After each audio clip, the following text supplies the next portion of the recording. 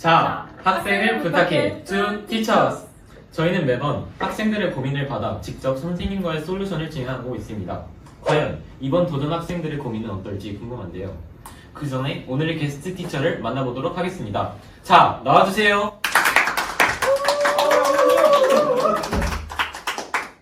저 소개를 하면은 국어 가르치고 있고 지금 여러분들의 담임을 하고 있는 장민수입니다. 네, 반갑습니다. 네, 반갑습니다.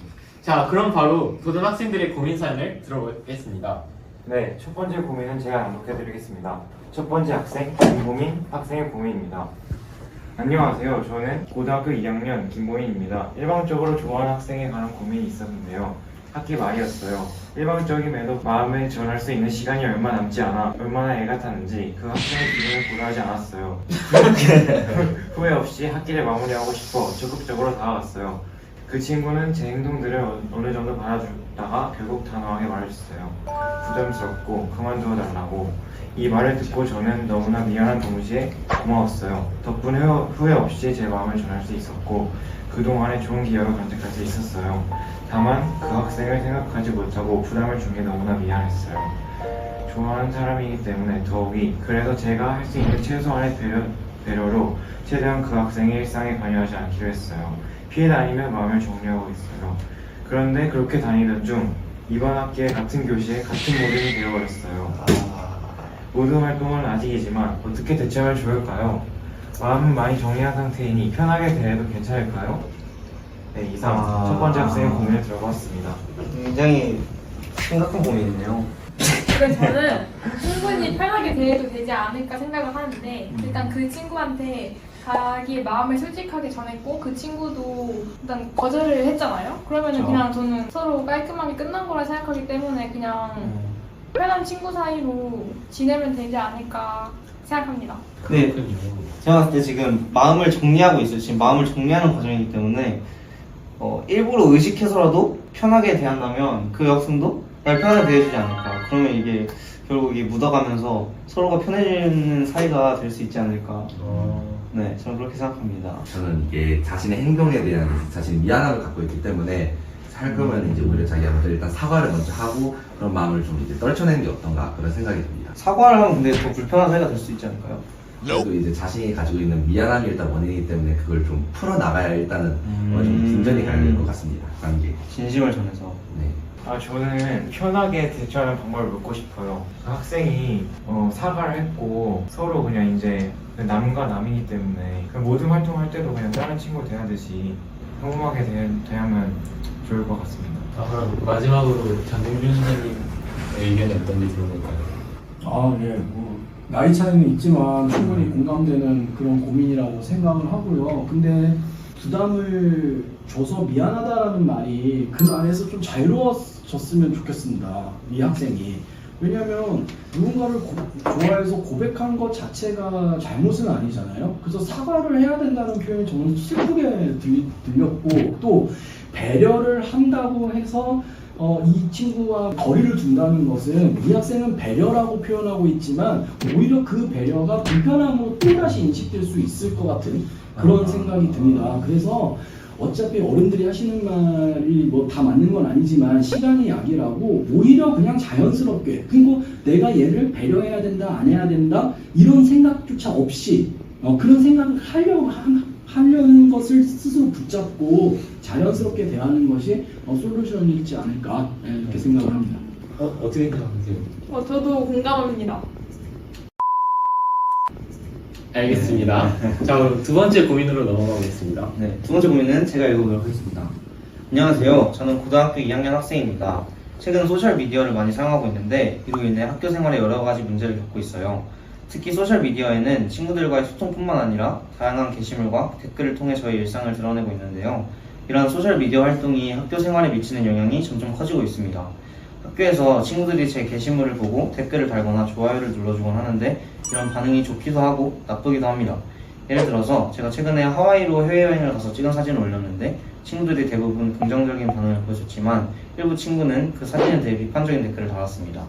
이로 인해 기분이 상하고 자주 저의 게시물이 다른 사람에게 어떻게 받아들여질지 걱정하게 되더라고요. 또한 친구들 사이에서 소셜미디어에서 올린 내용이 학교에서의 제 이미지에 영향을 미치는 경우도 있습니다.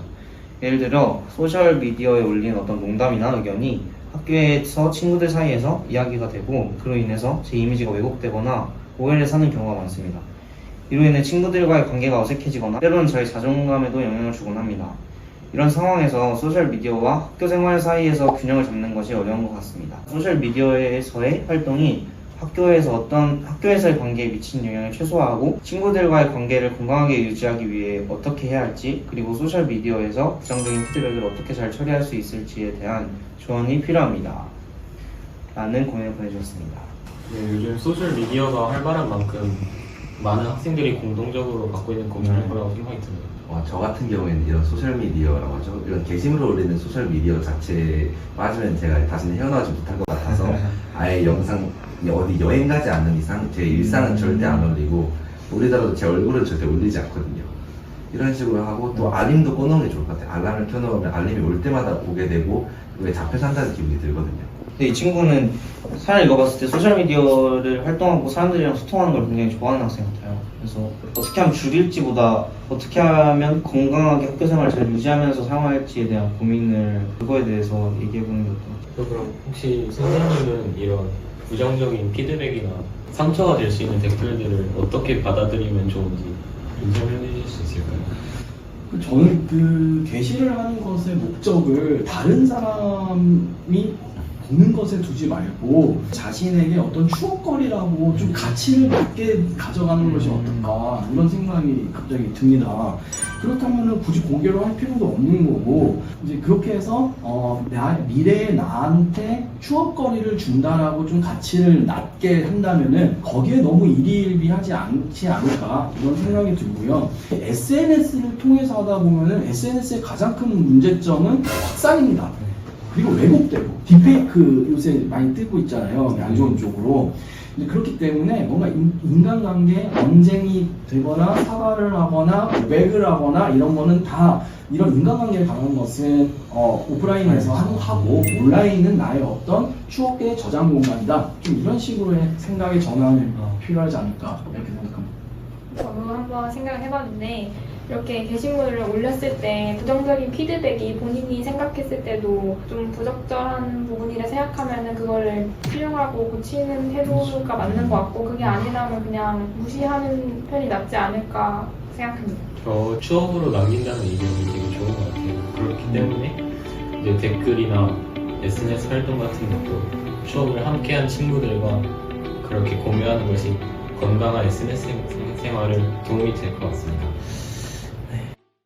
네, 지금까지 우리가 그 또래 친구들의 고민을 고민해보는 그런 시간을 가졌습니다. 뭐 시간이 길지가 않았지만 그래도 우리가 수집한 고민들은 되게 많았잖아요. 방송에 나가진 않았지만 그래서 친구들의 고민을 고민해보면서 어떤 그 느낌이나 배운 점이나 아니면 어떤 생각을 가지게 됐는지 이게 한마디씩 들어보고 마무리하도록 하겠습니다.